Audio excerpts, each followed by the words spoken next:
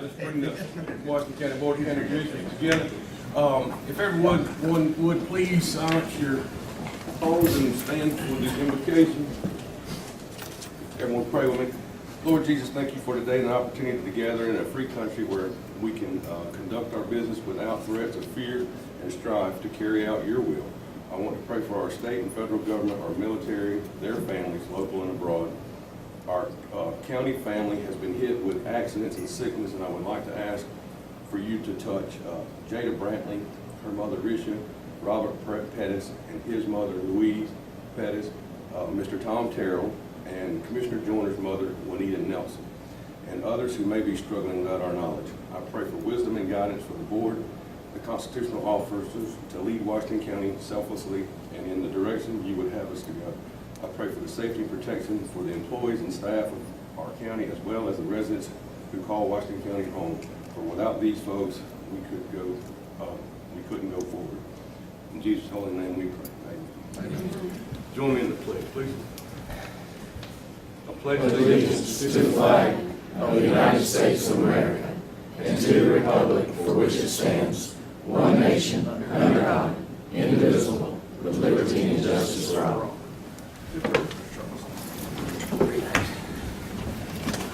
All right, we're going to start with Mr. Ted Everett and Economic Development Council update. Mr. Chairman, good to see you. Commissioners, I just want to give you an update on some of the activities we've been doing at the EBC. I want to start with by going over the CRA update. Is I was thinking it's right there in your face. As y'all know, y'all were participating in the strategic planning update process that the West Florida Regional Planning Council has been done for us. The final plan will come out in June, and we'll be presenting that plan to you as well as to the city of Chipley. This strategic plan, we went after the grant so that we could look at where the CRA is now, where we need to go in the future, look at some of the problems that are threats to the downtown, and see what we can do through this plan to do redevelopment in downtown Chipley. So we've looked at all the 5 different zones in the CRA and come up with recommendations for that. And when we get the report back, then we'll be looking at trying to implement some of the measures that plan will show us to move forward with. So can't wait to present that plan to you. There's a lot of problems, as we all know, and it's not going to be an easy fix. You can't change things that have been done in 50 years overnight. We all know that, but we want to try. Just one of the things I want to mention that we are good ways coming about to be ready to start pretty soon is our alleyway project. I got to just get away from that. I'll talk to you. Anyway, the alleyway project, we started this over 10 years ago. The problem was this. If you go into the alleyway between the dry cleaners and those 8 businesses there, the businesses are below the alleyway. So every time you had the heavy rain, those businesses were flooding. And because of that, a lot of the businesses left that business, went out of business. There was nobody willing to fix it because what we found out, the city did not own that alleyway. You would have thought that they did, but they don't. Actually, each building went to the line of the dry cleaners, and that alleyway was just created somewhere back then, and it was just created. So what we had to do, we went to the city, told them we wanted to fix this problem. We took us about 1.5 years, 2 years to get all the grants from the building owners. We had to get a construction easement so we could get in there and do the work.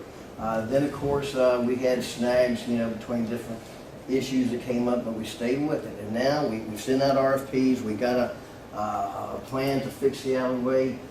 One of the things we're looking at is actually attaching gutters to the side of those buildings to capture the rainfall that's coming off the roof. There's no rain coming off the dry cleaners buildings, but they're all coming off the roofs of those 8 businesses there. And then we want to redo the alleyway so we can take the water when it comes down off those gutters, shut them into drains, and throw it into the parking lot down there, which should alleviate the problem of water. Because, you go in there and it rains and you've got inches of water all the way to your front of your store, that's just not acceptable. And so we're going to fix that problem, and that's going to be a good fix for those buildings and business owners. So we're really excited about that. One of the things that y'all asked to know a little bit more was our grant process. As you know, the CRA gives out grants to people within the CRA designated area. Our money cannot be spent outside the designated area. It has to stay within that CRA boundary. We have residential grants, we have business grants.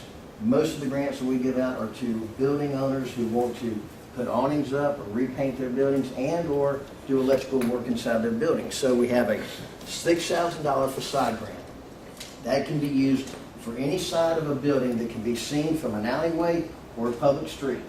If it's got a house behind it that can't be seen, that back doesn't qualify. It's got to be seen by the public. That's on the commercial side, right? That's correct.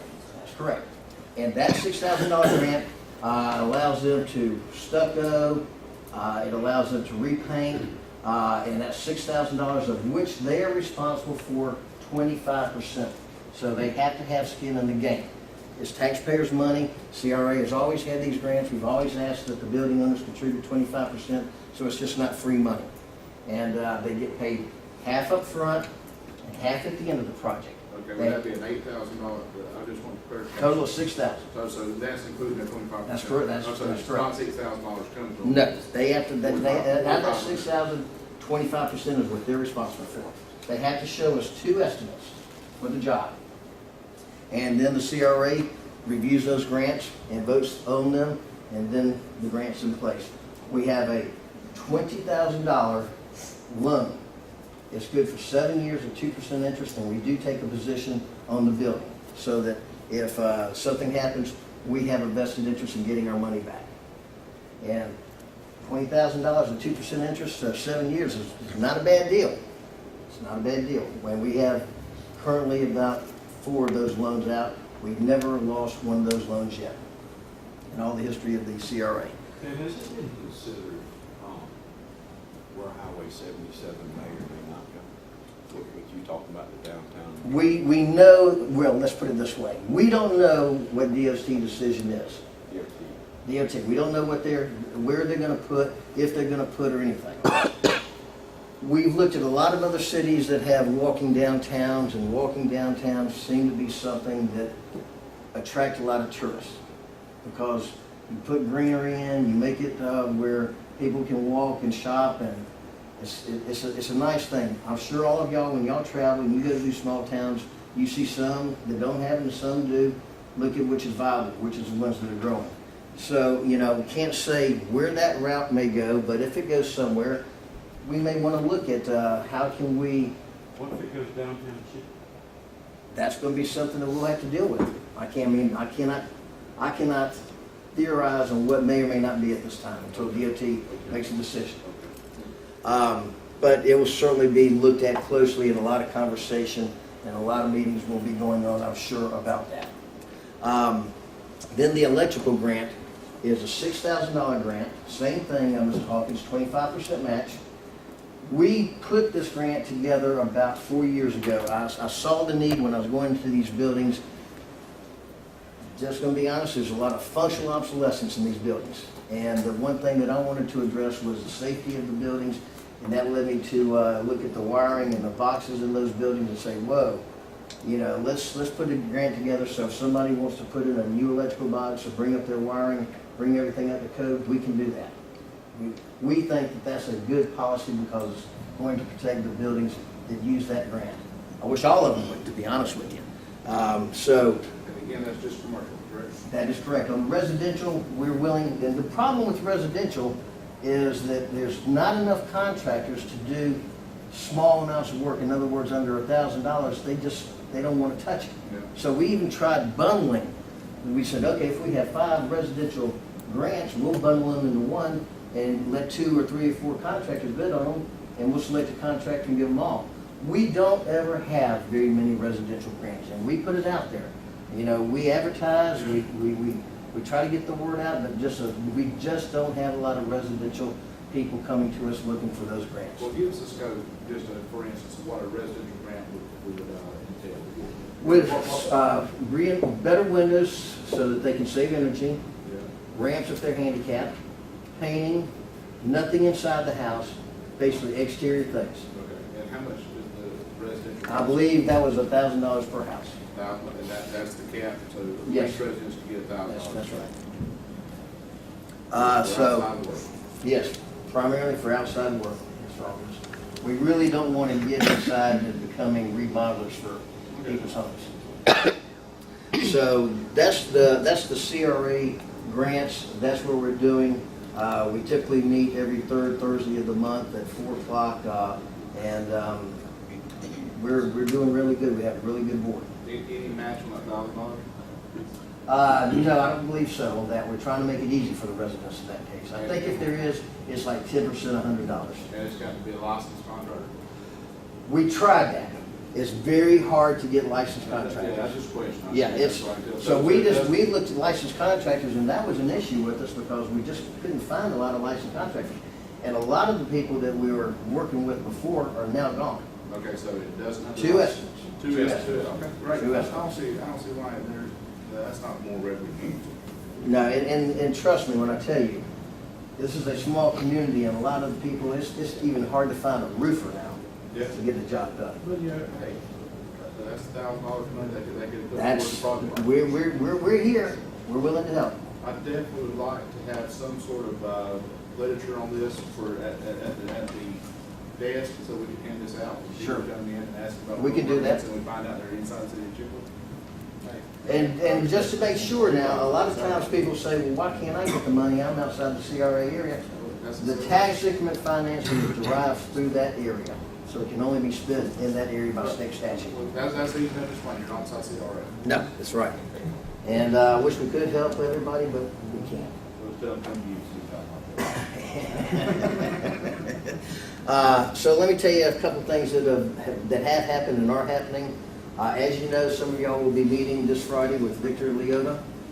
Victor is hired. He owns Laredo Location and Design. He's out of Louisiana. He was hired by Enterprise Florida to work in the rural counties that Opportunity Florida represents. So what he has done is he has looked at every county on his own, and he has determined by looking at the county and the transportation system what potential sites might be good for commercial, retail, industrial, manufacturing, distribution. So those of y'all that have the one-on-ones with him, y'all be hearing that. He's also going to be presenting all this information to the EDC meeting that day at 10 o'clock. We've asked David Woods to be there. We've asked Gil Carter to be there because they're obviously going to be involved in anything that happens with these parcels. So it's nice to have somebody else that was paid to come into this county and look at the sites and see what potential sites may or may not be a possibility for us down the road. So that's good news because Victor charges a lot of money, a lot of money. So it was good for the Enterprise Florida to do that for us. With the whole intent from Enterprise Florida is they've heard us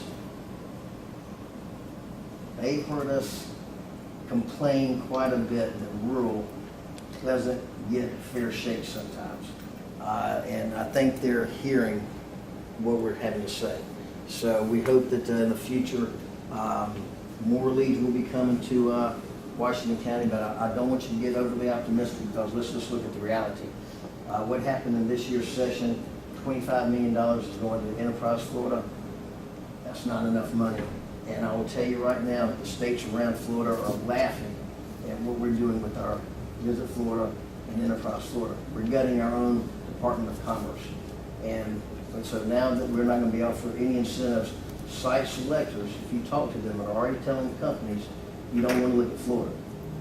You don't want to look at Florida because there's nothing there for you. You know, some people in the state say, just by having no income tax is incentive enough. Well, where do you think Boeing and all these other companies are going? They're going to South Carolina. The car companies are going to Alabama and Tennessee. There's a lot of big companies that have gone to these other states. If they're playing the game and you don't play that game, which one are you going to go to? So there's still a lot to be said, I think, during the next session about this. So we'll wait and see what happens. Gulf Power, they too are reshaping their economic development processes. Now, instead of Darren Wall just being the manager of Gulf Power here, they've told him that they want him and all their other managers to be more active in economic development. And with that, they had a meeting with Bill Stanton, myself, Raymond Thomas, Richard Williams, Roy, and their team, all of their economic development team, and they are promising that they want to figure out how to do marketing for us. And if we have sites, they will help us try to get us certified. It probably won't be the top of the level certification, but they want to see how we can get more certified sites and advertise and market our sites on their behalf. Why would they do this? They need power. They need people to hook up the power.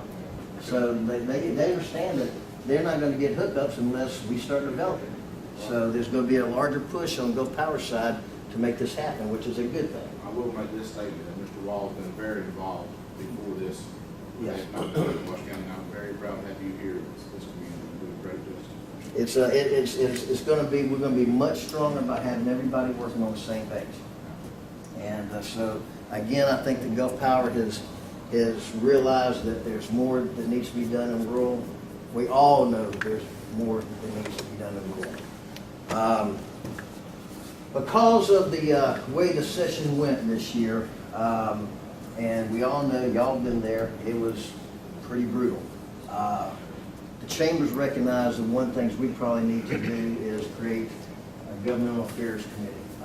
To that end, Darren and I have visited the Bay County Chamber and been to the Gulf, to their governmental affairs committee, and even had a promise from Wade Walker, who is their chairman, to come up here and sit on our committee once it's been started for 6 months to make sure that we go through the process and get it all going well. Now, why would we want a governmental affairs committee?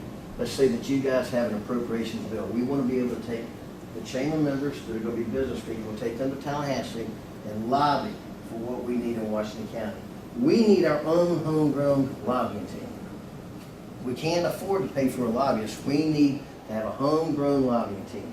So, just like, let me just use homestead exemption. That's going to be a big thing to Washington County.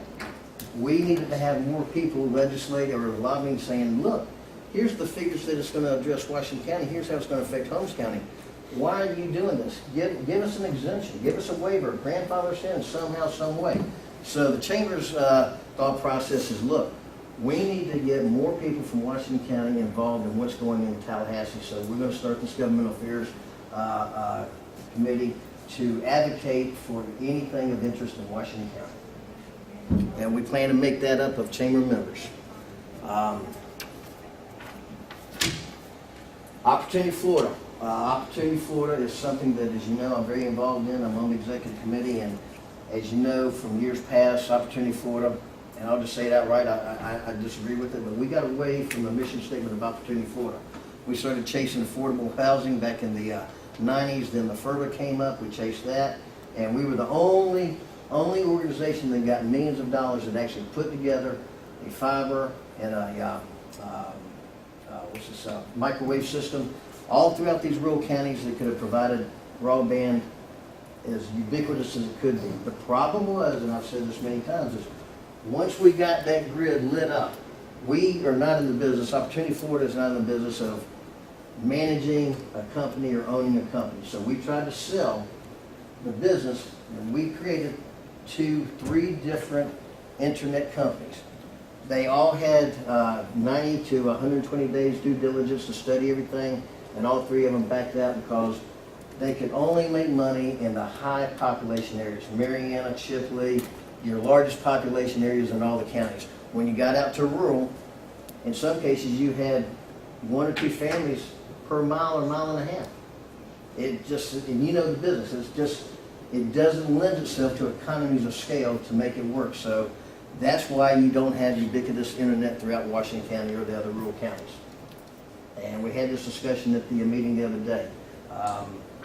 Hopefully that will change at some point, but that is a drawback to development.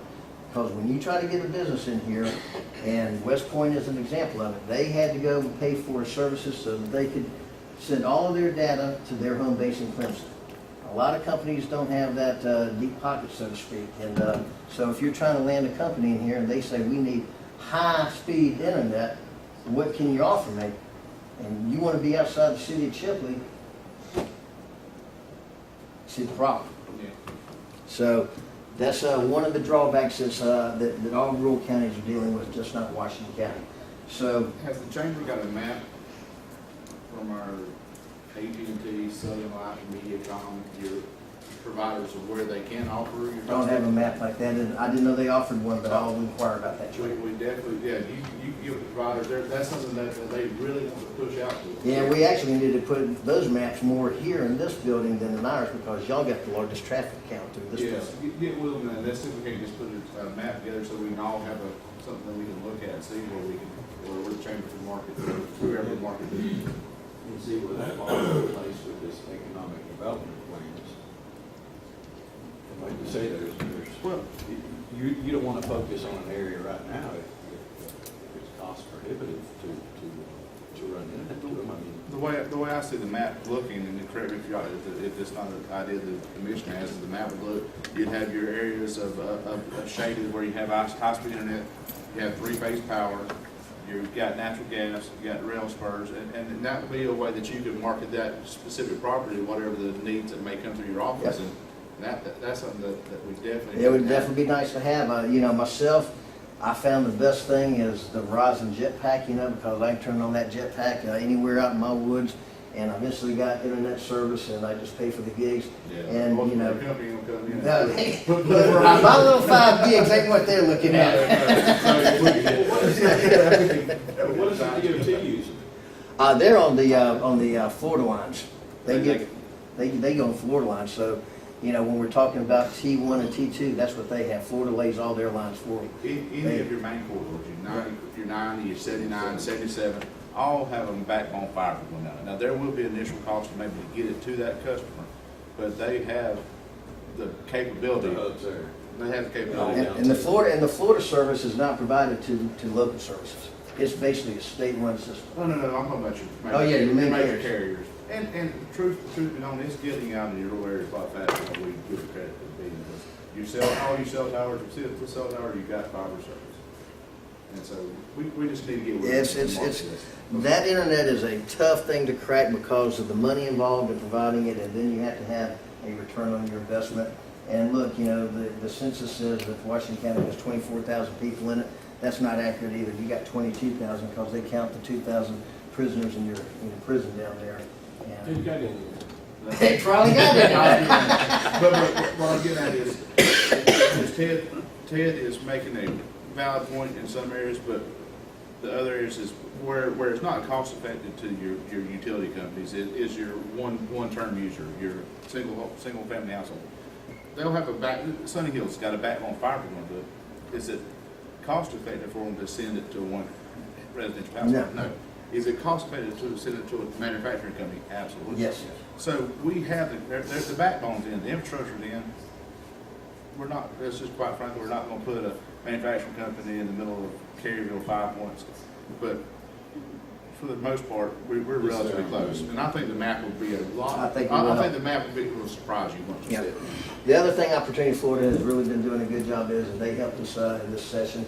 They've been a good advocate for rural counties and all their appropriations bill when asked to help. And they've also really focusing back on how do we develop manufacturing distribution in rural counties. And because of that, they've also started doing some field trips, of which I'll be leaving to go on one next week. We're going to the Golden Triangle in Mississippi. Many of y'all may have seen Joe Higgins on 60 Minutes. And basically, I'll just give you the synopsis of what these 3 counties did. They were very similar tires. Population was decreasing. The millage was going up, and no money was coming in. So they went out and they talked amongst themselves, and they decided to hire Joe Higgins, and they paid him $250,000 to come in, and he told them, "You will do everything I tell you to do, each one of you counties."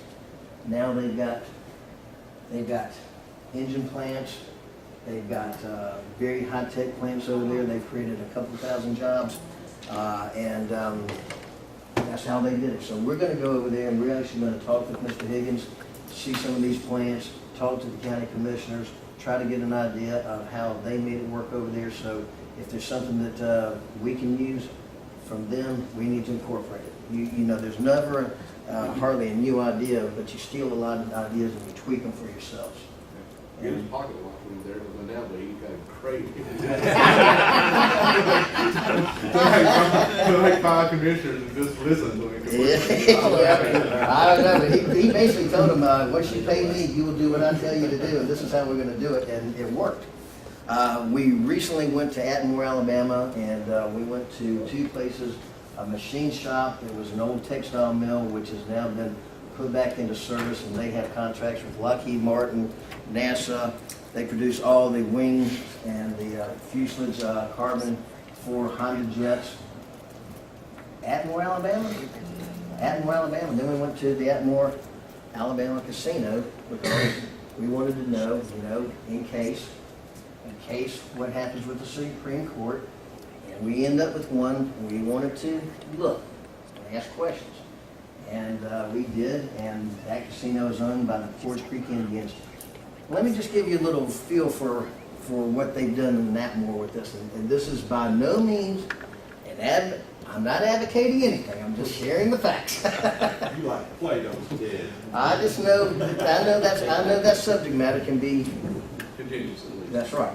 So when we were talking to the Forge Creek Indian tribe leaders and the chairman of the BOCC, the mayor of Atmore, the police chief, and the sheriff, and I was sitting with the public safety officials at my table, and I asked them point blank, tell me about your drug, tell me about your prostitute problem, tell me about all the good things that we hear to go along with casinos. And they said, what problems?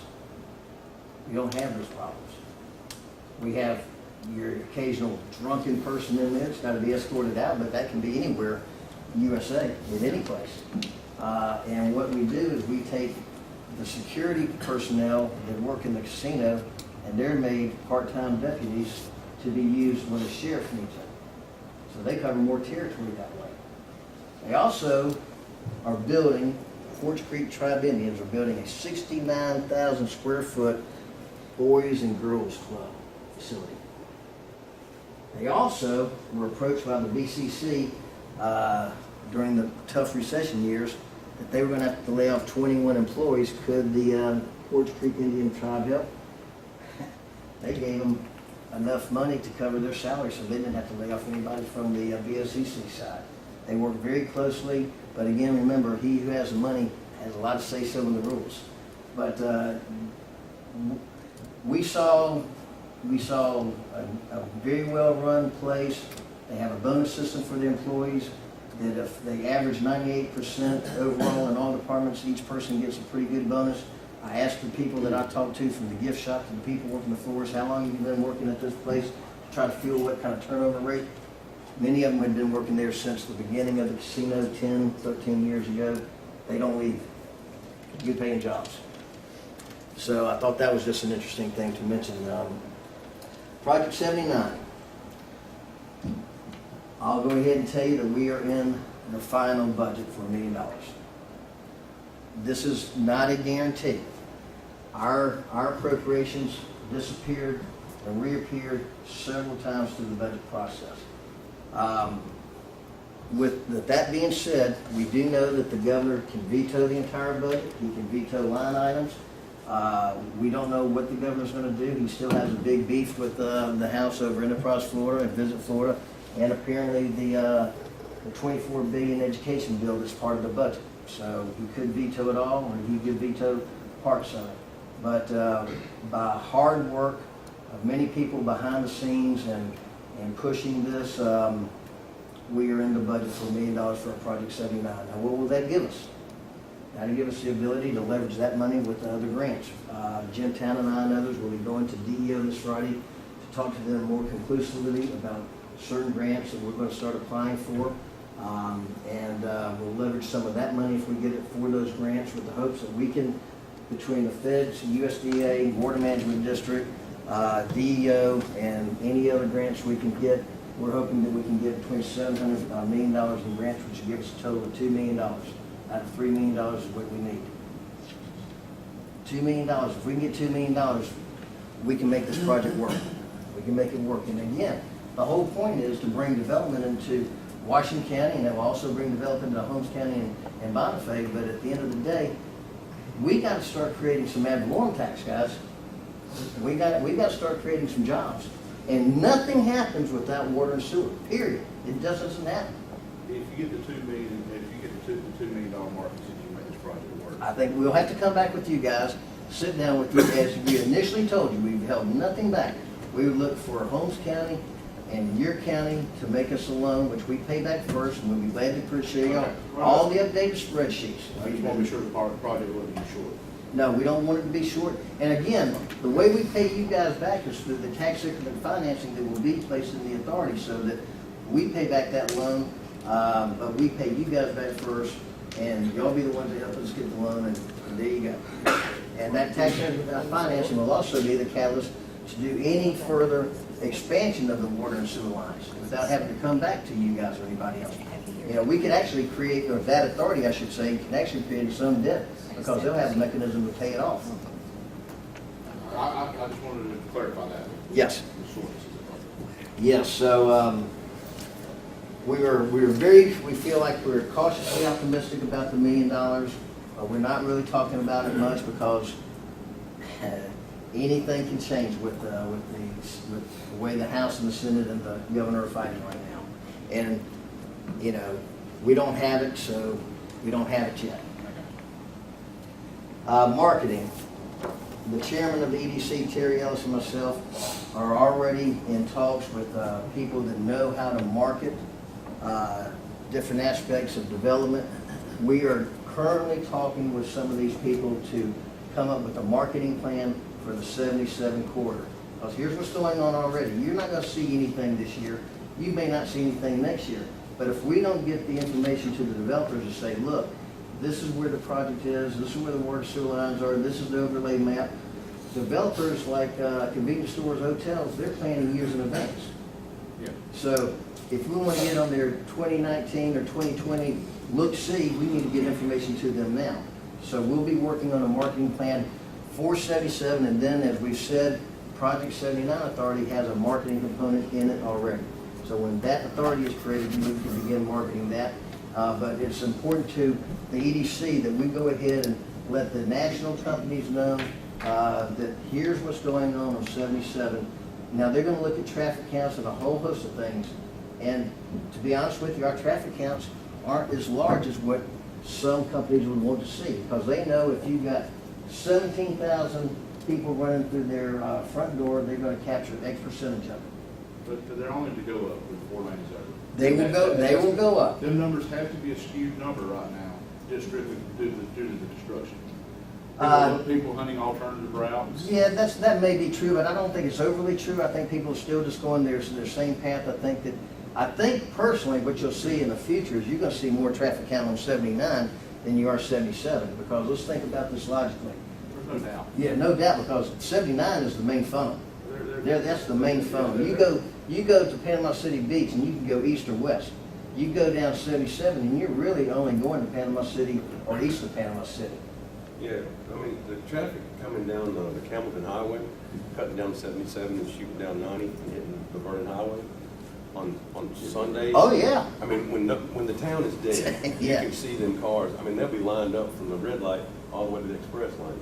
Let's see, now that takes out the traffic count there at 79. Well, it does, because that's the ones from this side. Yeah. But now the ones coming from the Birmingham, Montgomery area, they're shooting down 79 and coming through Enterprise Yeah. and all that. Hey, Ted. Yes, sir. When y'all are over there Friday, can y'all poke CEO about available grants that could be available to market 77? Yes, that was one of the questions I have. Okay, yeah, because I remember them talking about that last time Yeah. we were over there. I plan it to be a very good meeting. You know, again, DEO has embraced Project 79 very well because of the things that we've learned over the years. They want to work with counties. They want to work same problem with multiple counties, so they can only throw money at one thing to fix it for all. And they embrace this project, and as Jeff will tell you from being over there, and Charles, their arms are open for this project. Yeah. Their arms are open. They will help us any way they can. It seems like it's something whereby you could set forth to developers not only the traffic count and potential, but also a vision of what that area would look like. Yes, that's something that actually I've been discussing with some friends at the chamber about being able to show y'all in the next 6 months. Basically, hey, this is what the future looks like. This building, this is a bank, this hotel, not knowing exactly where they're going to go. But you need to see the vision. And we need to do that on 77 and 79. Because we are working towards a vision. And sometimes it's hard for people to think about it, but when we can show you on paper what we see happening, Jim, in the next 10 years, I think we can put that together very easily. Well, we essentially have it Yeah. for 77 and 79. We just haven't filled in some of the pictures for you. What would the chamber suggest, what would be a suggestion from the chamber to make Washington County more receptive to businesses? It's not, well, there's several things. First of all, we need to address a fast building permit within the building department and planning and zoning. As you know, we're moving through the overlay process. We all decided that, you know, if you want to have your land turned to commercial and wait to the transmittal, that's fine. You don't have to pay anything else. But if you've got a business that says, I need to have that land changed from silviculture to commercial, we're telling you guys, and telling planning and zoning, you have as many special meetings as you can. You expedite that process. Well, we've pretty well done that already Yeah. with the 77 So, overlay. Any specific ordinances or anything that would make Washington County more, that particular area more receptive to business? I'd rather have that discussion with y'all in private. Okay. Well, I just didn't know if there was anything that y'all recommend. I think really what we need to, you know, infrastructure. Now, we're sealing, you know, as Jim Town dutifully does, he pulls up the dwelling permits every month, which we appreciate. He's been doing that for a number of years. There's an uptick. There's an uptick in the residential dwellings now. I had a person come into my chamber the other day. They were in Orlando. They moved to Cottondale. She's looking for some volunteer work, and they bought a place. And why? Because we like it up here. You're seeing a lot more people from Bay County that are moving up here, but they don't have kids. Yeah. So they're not bringing kids into the school system. We are, in a de facto way, a bedroom community of Bay County. I'll say it, you gotta have a vision for what you want south of 77 to look like. Yeah. And you gotta zone so that vision can occur. That's correct. So if you want certain restaurants, hotels, and industry to come there, your zoning laws and permits have to be where they actually can come there and make money, because they're in it for a profit. And to answer your question So that's directly, what that that's the answer to your question. means some ordinance is gonna have to be changed.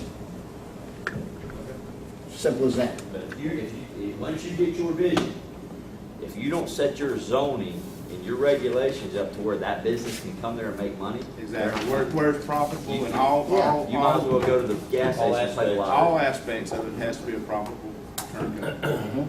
That's very good. That's exactly, he's absolutely correct. So that's just a highlight of the big things we're working on. Obviously, we've always got other things going on, but I'll tell you emphatically that our EDC and our chairman Terry and myself and others, we are looking at the future. We're not looking at today. We're looking at what we can have tomorrow. I've got one question. I like the idea of this legislative committee, this committee to go and sell Washington County. And I heard you comment, this is just going to be made up of chamber board. Yeah, this is a chamber, this is what other chambers have. They have a governmental affairs committee, and they open it up to chamber members, because, you know, as a chamber member, we want them to participate. And I talked to Carol about that in Bay County. She goes, what you want is, you don't want, don't take this wrong, guys, you don't want politicians representing their own interests. But he said, what you want is, you want business people representing the interests of the county, because the legislators are going to pay more attention to those people, because they don't have skin in the game per se.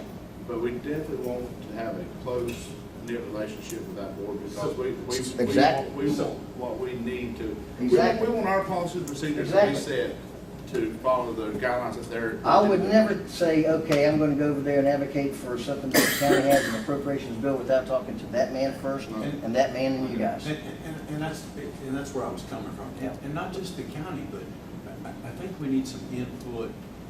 And there may be a briefing and then a debriefing before that committee goes, with a member from the board, with a member from the city council, and with a member from the Oh, I department. agree with that. I agree with that. We want this to be as strong and as transparent. And look, I can't advocate for anything you guys, the city or any municipality wants without talking to them first. It's got to. I'm not saying talk first, but I'm thinking of a briefing and Yeah. a debriefing. That's what I'm talking. We're on the same page here, Mr. Abbott. We want to hear. We need to hear you guys tell us, why is it important? Why is the key word? Not what you want, it's why you want it, because everybody can have a what, but you gotta justify it. Absolutely, this is what I want. Let me say, this is what I want the chamber to do for this commission. I want the chamber to, we're setting up the 77 corridor, our future plans. What businesses we're going to try to attract to it, and I think we're all on the same page, what businesses that's going to come to that corridor, and that utilize that corridor. And I want what ordinances, or what that business will take to make it happen. You understand what I'm saying?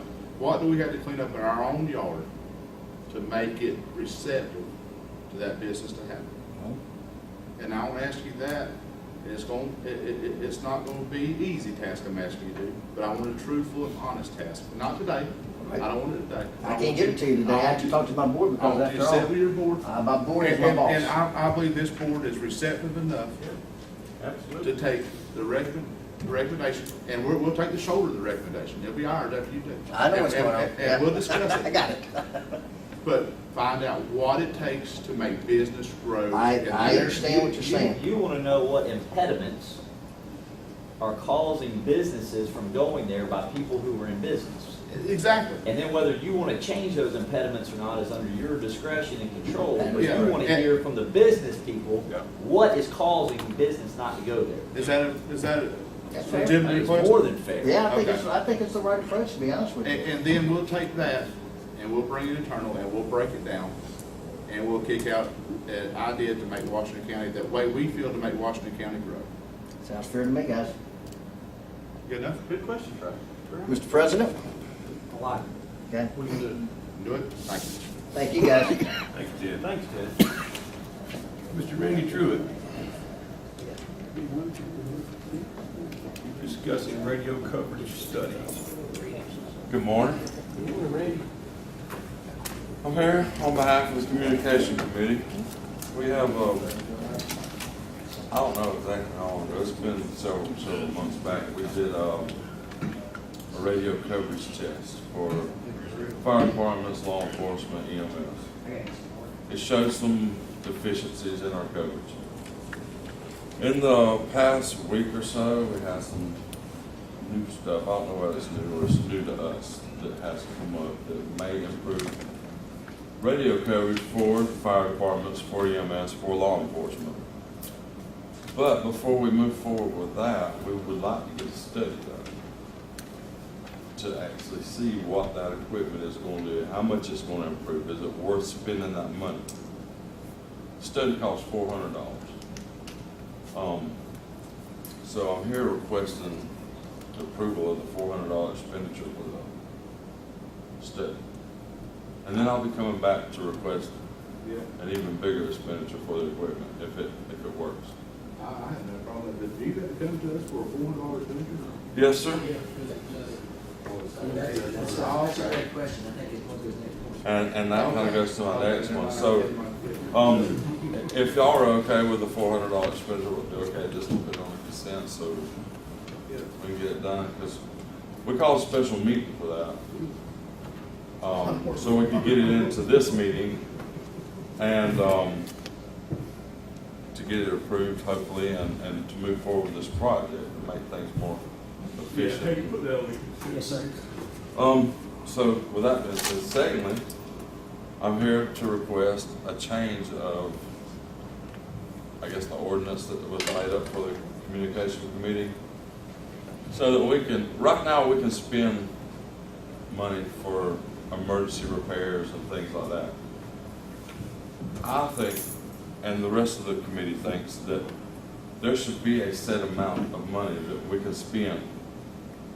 Bring it to y'all at the next meeting to make you aware that we spent the money. But a $1,500, $1,000, something that we can spend for non-emergency expenditures like this study, like building maintenance. If we need to buy paint for a building, that's not an emergency. So right now, we've got to wait a month or however long to come before y'all and then present it for, just for lack of a better terminology, common sense expenses. up to about $1,500. I need no more explanation. We have no more faith in the committee that we could afford to spend that relatively amount of money. We got more concerns than the That's money. pretty much why I said when the ordinance was drawn up, I mean, we were doing this stuff, being a good steward of the money. And Statutorily, Jeff, there's nothing, is there anything that you see to that? Yeah, Legal? That was changed, not long ago, wasn't it? yes, sir. Yeah. what was? We used to come before That y'all was like a year, 2 for years ago. anything over $10,000. Under the $10,000 mark, the county administrator the county administrator was on the committee, but they would approve that expenditure. What is the right number? I'd be willing 2,500, whatever you're gonna do. I don't see us having to call a special meeting for $400 expenditure. It's pretty tough to get a committee together to come talk Yeah, about dollars. I think the job of the board, wherever you put the number at, it's kind of like any other county staff. You just want to make certain procedures are in place to protect The majority. funds. So you may want to require them to have at least 2 quotes or 3 quotes for an amount over a certain amount, and as long as they have accurate record keeping, let them spend what they want to spend. Up to What the is max. our procurement policy on quotes? 2,500? Where's the breaking point when we have to have at least 3 quotes? Should be I about thought it 2,500. was over 10,000. I may be wrong. I thought it was I think it's over 10,000. Before you have to have 3 I think quotes? Yes, it's sir. less than that. I think he's got spending authority. He's got spending authority to 10,000. And he's got But a you're amount supposed where to- he's got to still get quotes, not bids, quotes Quotes. for a certain amount. on Yeah, I think it's something. 2,500. Yeah, I think it's. 2,500 would be a good number. That's a number where, Yeah. I think that's not in our procurement policy. It should be. If it's over $2,500, you should have to get more than 1 bid. I mean, that's just common sense. isn't it? Well, you just want to make sure, and Randy can do it, just make sure you got a couple of quotes. If you have a question on it, you got the. You should do that. If it's a sole source, it's a sole source. A lot of the equipment that we buy, a lot of the purchases we make through the committee, we make off of a state contract price and through the sheriff's station. I mean, and sometimes we still look outside that because sometimes you can even beat that price. If So- we're amending this policy, I want policy change. And I don't have any problem with amending it. No, it needs to be amended. There's no way this policy stays in place where you come for a $50 expenditure. And I would agree. 2,500 going once, twice, 4 Well, times. just by some. Well, thank y'all. Thanks, sir.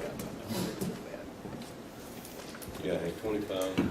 Yes, sir. Just for information purposes, 77 and 79 is about, 79 runs about 65% of the traffic, 77 does. You said it's higher. Currently. Currently, yeah. And that's just going just south of the interstate now. I wasn't looking at all of it. I just took both those monitoring sites just south of the interstate on both of them. So I chose both of those. Yeah, we anticipate though over the years that you will definitely see 79 have a higher traffic count due to the fact that when you're looking at people going down to the beaches, you've got people from Ohio. Think about it as a big funnel. Everybody keeps moving this way, then they funnel straight down 79. But we just got to feed them. The whole point with all that traffic coming down, they're gonna have to stop somewhere, and they're gonna have to, Make our more appealing. One more question. Yes, sir. While you're here, and I don't want to interrupt you any further. There's been some discussion with the state encouraging another east-west corridor between 90 and 98, or 20. I have not heard that. I do know that there are plans being drawn up for the widening of Highway 20. Your biggest intersection in Washington County, probably in 50 years, is gonna be Ebro. It's going, look, I don't know if y'all been down 79 lately, but Boar's Head just bought those buildings opposite the dog track, and they got a distribution center there. They're only coming to that corner because they go east, west, north, and south. Lewis Bear shut down 2 distribution plants and settled here in Ebro. That's the intersection, guys. So you haven't heard anything? I have not. I'm not saying we have a problem. But again, the key to anything is gonna be water and sewage. Moved to our county. They got closer. All right, flood response standard operating guide, Ms. Aikman.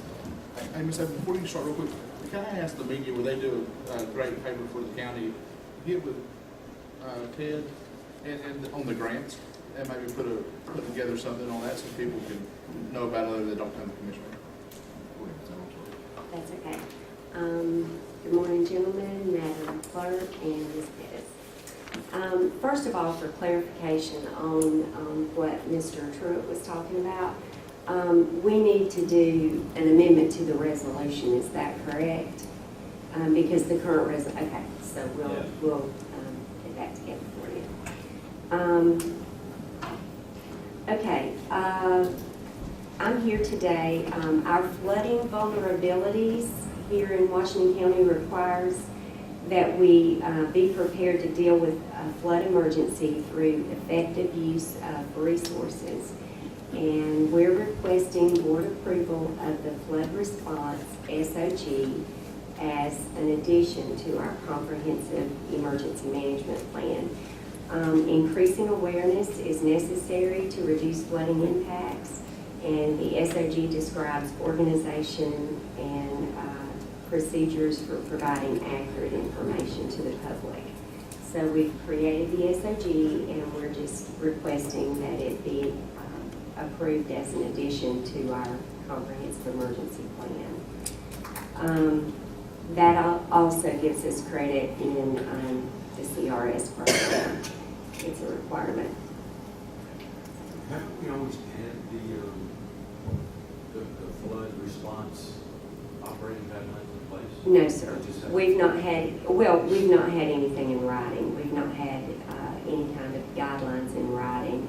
The CEMP a lot of times is very general, and so we're needing some more specific. We're just calling it a flood or emergency response instead of flood response in the past. It covered some of that. Yes, sir, the comprehensive emergency management plan, And you yes, just sir. call this a flood by itself to It- go along with your.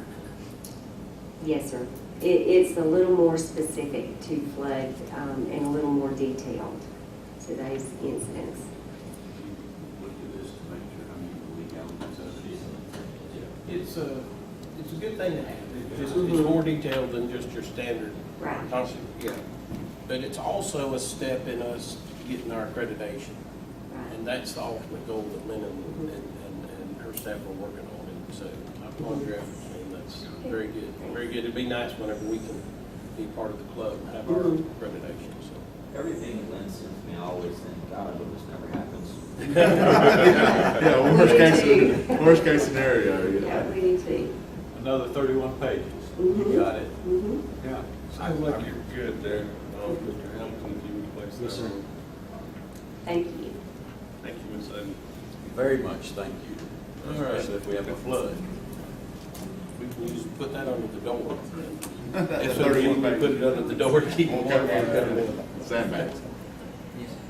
Mr. Wood, we're gonna start with the transmission tower separation requirement. And I do feel that we may have to interrupt you somewhere in the middle of your three. That's fine. Yeah, I got that feeling. Good idea. Well, I good do morning. apologize in advance. So, just got a few updates. Obviously, transmission towers is first. So since I've been here, it's not really been a very long time, but I've gotten quite a few inquiries related to tower construction. I'd say maybe 6, 7 calls from different companies asking about our current regulations. And right now, all you have to do is go through a development review and special exception procedure. So it's still good because there's procedures in place. You have to hold a neighborhood information meeting, 2 public hearings, and you have to have your plans approved by myself, engineer reviews them too. But there's some things that other counties are doing that I think make sense. So, for example, a tower-to-tower distance requirement. I think the intent of that is probably mixed, so you're not just overrun with towers, first of all. Second of all, I think as far as coverage, I think having, say, one tower next to another tower that's only 1,000 feet away is kind of redundant as far as coverage. So I've just been looking at what other countries are doing. That's one thing they do. They also have mandatory distances from residential districts. Well, on the tower, let's start there. My question is, some towers we've learned, just by the short time we've been here, don't meet the requirements of a particular carrier or as height. So I worry about that in that aspect. How would we depict, how would we take that out of the equation? Say, for instance, if you had a tower at here and it didn't meet, Out of a minimum height requirement. well, no, what I'm getting at is it didn't meet. Yeah, some of them, Yeah, what you're saying MCI. is great. It's the height. They- Some of them want a certain height. Yeah. So if you build a 500-foot tower and they want a 700-foot tower, well, they're not They're gonna not gonna install put their their equipment on your tower. And so I don't want to get that where we got, just because we got a 200-foot tower here and MCI is requiring to get the coverage out they need to be, like Alan said, a 600-foot tower, then if they can't put it in that area and that, then them customers suffer. Wouldn't they say the standard though was a quarter mile up, or something, other than quarter, half mile, something? I think it's- Discuss that. 2,500 to 3,000 feet. Yeah, I mean, so, I mean, if we just adopted something that said 2,500, 3,000 feet, whatever. But the problem is you can exclude carriers that way. You know what I'm saying? Because they're gonna have to put multiple towers up. Yeah. Well, you could write the language to say, Unless their tower's been taller. if you're, the height and the distance is, request a variance to meet, anyway, the height and the distance to meet your industry standards, or research the industry standards first, and then base your distances and stuff on that. Yeah, I mean, but you don't want to, I don't care what, I mean, if they're 200 and 300 and 400, you don't want 6 of them in a square block. I would rather have 6 of them in a square block and none on the next 40 blocks. You know what I'm saying? I'd rather have them all grouped together and then none the rest of the time, rather than just scattering them. Well, unless it was next to your house. I got one next to my house. It's really got such good coverage. No, I'm talking about, I see what you're saying, Charles, but at the same time, what I don't want to do is I don't want to turn Washington County into a place where we're excluding some just for the sake of, I think there's, I mean, from what the presentation they gave us, or the conversation anyway, that there was only one, like AT&T, I think, was the only one that required the higher, and I'm not sure what out that is. of the 5 major groups, they said that, and I want to say it was AT&T, but I'm not sure. It was. That they required a higher tower. The rest of them, I mean, it didn't matter, so the majority would go to the one, and I don't know, it was all about how many they held, like, you had like 5 spaces on there. Right. And, so, I don't see it being that big of an issue that you're gonna have a whole bunch of this tower, that tower, up and down. well, ultimately, your right of ways are getting full with utilities, and you will see more and more of that sort of transmission as the years travel. But that's only regulating towers over, how tall, 200 feet? I don't get involved with that. I just know that it's going to be more of a demand on towers in the future. Did you review the last tower that come in front of the planning commission and the one that the board approved? No. There was some controvery. There was some controversy about, well, you're putting one this close to me. And I believe that's where this is coming from. well, I think so. If he's getting Is that additional correct? information, I saw the minutes on that, and it looked like there was a dispute sort of between the two. Another thing is, I promise you one thing this board will never be able to do is take out the fair market. Whenever the market depicts, they're not gonna build a $750,000 tower if they can't sell space on it. That's what I say. They're not gonna overbuild towers, but at the same time, you don't want to take that competition element out of it. Yeah, but coming from that same deal that we had, I mean, is there any requirement that once they get that permission that they have to build? Because I think that was another issue there, is the one may never come to fruition, and we were about to stop one I agree with that. That was ready to go. The development only should only have a certain amount of time Right. till action takes place. I like that a lot better than I do taking in consideration that putting a limit on how many you have. That if the developer has a certain amount of days, whether it be 180 days, 365 days, whatever it may be, if there's not a groundbreaking, When then hey, baby, you're when they ready. get everything, they got a certain amount of time, because then you've got this other guy this other company that's really interested. They got customers ready to They go. got customers, they're ready to go, because I'm afraid just what I'm looking at, they're calling around and looking for sites all over the place. I mean, I hear different people talk about it, they've They been know this contacted. man's gonna be there. Oh, right, and then. Prospecting. Right, they're just prospecting. So then they'll come in there and say, hey, I got this, and then hold on to it. Right. I'd rather them come and say, hey, I'm ready to build it. Well, so yeah, I guess my point is, just so you're aware, that Washington County may be a really attractive place for towers moving forward, because a lot of adjacent counties are starting to regulate a little more. So if that's okay with you guys, I just wanted to bring it to your attention. It's not a problem in my mind, and I wouldn't, Mr. Chairman, I wouldn't put more regulations out there. Don't regulate something until you have to, in my opinion. I wouldn't want a person to lose that $600 a month because there's a tower over here. You got a company that wants to put a tower in that person's yard, and now because of the distance requirement, they can't have that tower, and they lose out that $600. I would hate to do that to an individual. What's the longevity of the tower? I've seen some, Years anyway. I've seen some of them. Yeah, I know, at this point in Washington County, we've got towers up that's, I don't even know if it's any longer being used. And I know we got money in there to take them down.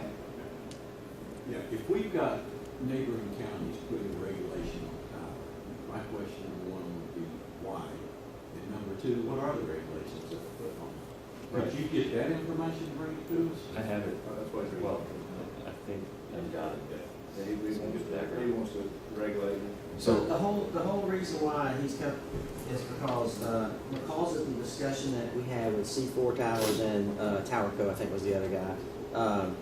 And Commissioner Hawkins had asked us, hey, should we look at researching an ordinance about tower to tower separation or setbacks or whatever? So we went and did our,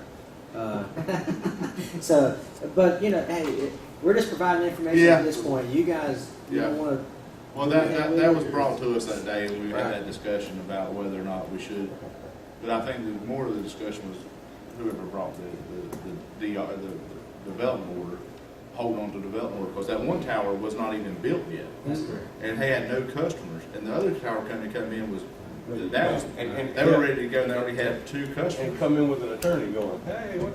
Yeah, and look at us, like We haven't done anything in 3 months. Anyway, this is just for your information. Okay. Whatever you. All right, so what they got going on down the road?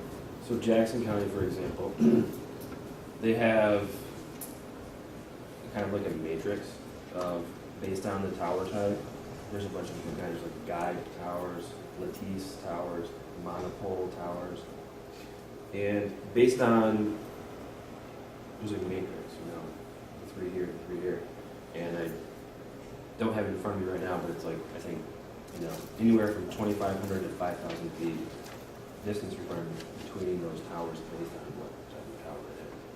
And I think why they're doing this, I have to verify, but it's probably been, some people just don't, some communities don't think they're unsightly. They don't like the way they look, or, if it's in the comp plan, if that's been identified.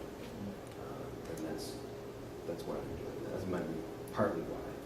What does the property have to be zoned as? In Washington County, doesn't matter. So it can be residential? Any land use district, including residential, which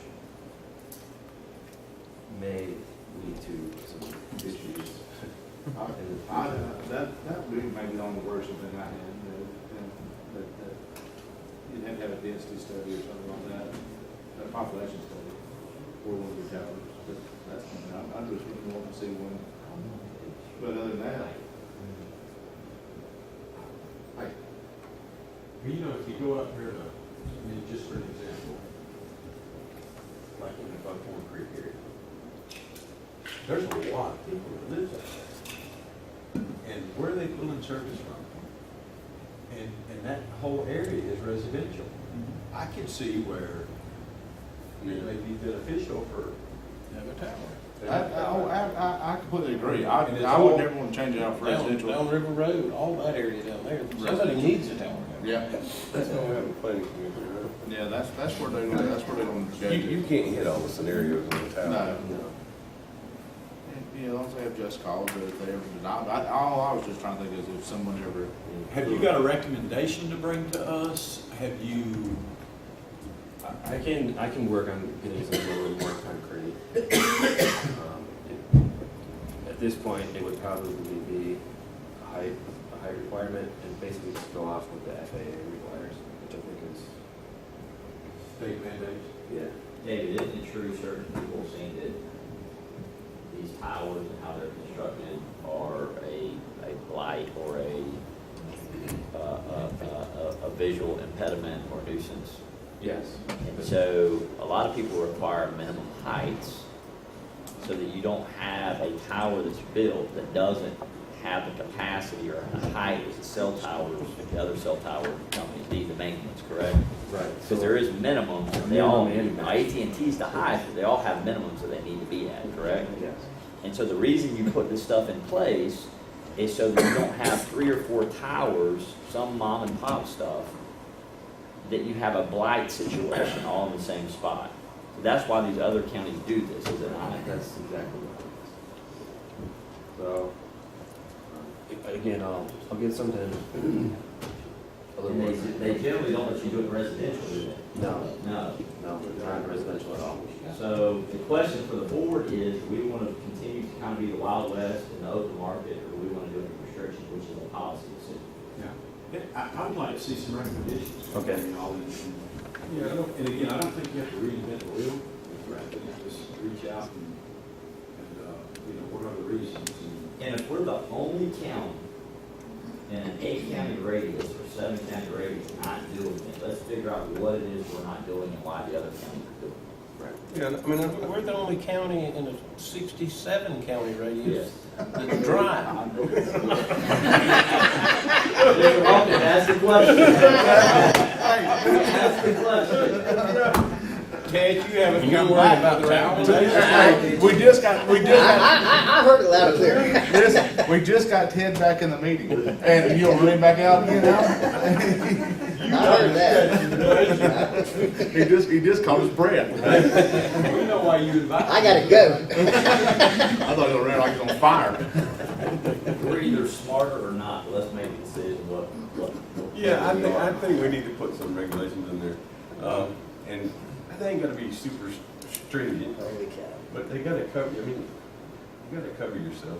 Yeah. Are we just gonna make a color? It's gotta be a gray tower? Yeah, we want gray, we don't want no yellow towers, no rust. Again, I'd like to see you bring back a recommendation. Yeah, I would. Or, yeah, or at least a list of, I mean, And a couple things that we have done, that we want to make sure we keep doing is one, keep space on towers for us, for our stuff. and definitely keep the tearing down process. That's right, keep the bond and stuff in place in case we've got to come in and remove it. And then 3 is, if it's on, what I would like to know is if they request to be on public property or county property, what sort of fee mechanisms or inspection mechanisms are you seeing other counties implement? Because what shouldn't happen is the zoning process takes up a ton of time for your department, and we as taxpayers are paying for Verizon's time. Right.